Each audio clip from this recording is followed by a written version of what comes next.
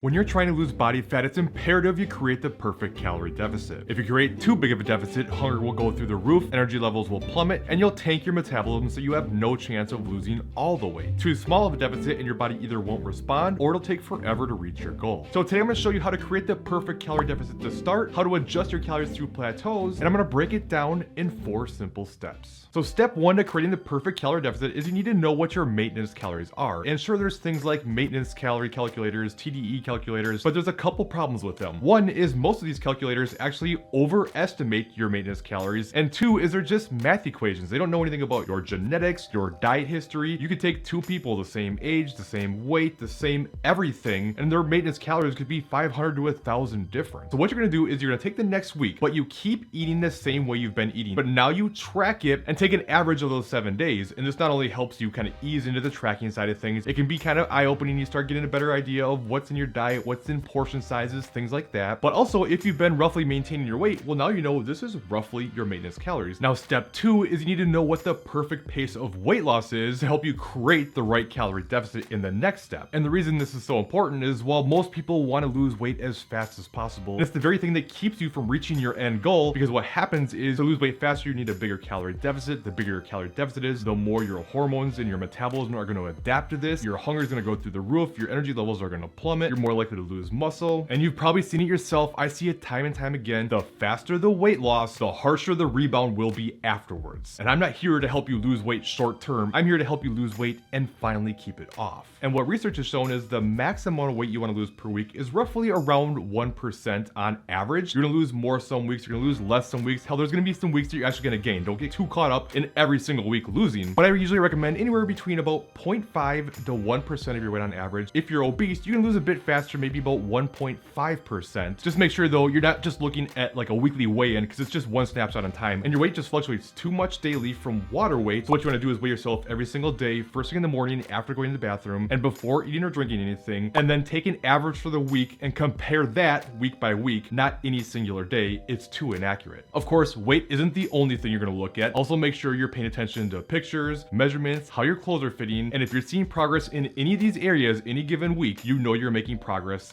Keep going. Now that brings me to step 3. I'm going to show you how to create this pace of weight loss. And what you're going to do to start your diet is you're going to take your maintenance calories you established earlier and you're going to reduce them by 20 to 25%. And when you get those, don't get caught up in how frequently you need to eat, things like meal timing and whether you prefer more carbs or more fat. Research consistently shows how frequently you eat, whether you prefer more carbs or fat, doesn't make any difference when it comes to fat loss. And this way you don't have to overcomplicate it so much, and it gives you a lot more freedom and flexibility in your diet to make the process more sustainable. Now, just because higher carbs or higher fat doesn't really matter, that doesn't mean protein doesn't matter. Protein has a very high thermic effect of food. It's consistently shown more protein will lead to better fat loss. It's gonna help you feel more full, get better results, help you retain your muscle. So I typically recommend around 1 gram per pound of whatever your goal weight might be. You can definitely do more. And keep in mind when you get your numbers like your calories, I'm talking about a weekly average. So you can go up or down on any given day. You can have more on the weekends and less other days. So don't get caught up in trying to be perfect every single day. Trying to live and die on being perfect is the fastest way to make sure you never get where you want to be. Now, before I go on to step 4, there's one other thing you want to do with your nutrition. I do strongly recommend you take what's called a diet break, where you go back to maintenance for a week, preferably 2 weeks. And if you're more overweight, you can do this maybe every 8 to 10 weeks. If you've been doing it a longer time and you're getting leaner, or you don't have that much weight to lose to begin with, then I recommend more like 4 to 6 weeks. And what this does is helps keep your metabolism in a better place. So while many people look at diet breaks as like a setback or delaying progress, I promise you it's not. In fact, they're usually the very thing that will help you get you all the way where you want to be, instead of dieting for a while, getting stuck and having nowhere to go, and then getting frustrated because you can't reach that end goal. So that was all to start your diet. Step 4 is about how to adjust when you hit plateaus. Don't get frustrated when you hit plateaus. They are inevitable. It's actually your body doing exactly what it's supposed to do. It's guarding against starvation. But before I get into how exactly to adjust, you need to be able to define what makes a plateau, because I promise just not losing weight for 1 week does not mean you're in a plateau. What you're looking for is at least 2, preferably 3 weeks of not only not losing any weight, there's no changes in pictures, there's no changes in measurements, no changes in how your clothes are fitting, and you've been consistent with things. Don't think you're in a plateau if you're having big cheat meals and not accounting for it. And then if you're not seeing progress for 2 to 3 weeks, now you can make some adjustments. And what you're gonna do is first, I recommend taking at least a 1 week diet break. Now that might sound confusing because it's about going back to maintenance, but I promise the body is very dynamic and complex. And if you raise your calories around maybe 300 to 500 per day for that week, things are gonna upregulate. It's gonna help with your hormones, your metabolism. It's gonna kind of break up the monotony from dieting and allow you to enjoy some more food for a bit, and kind of, for lack of a better term,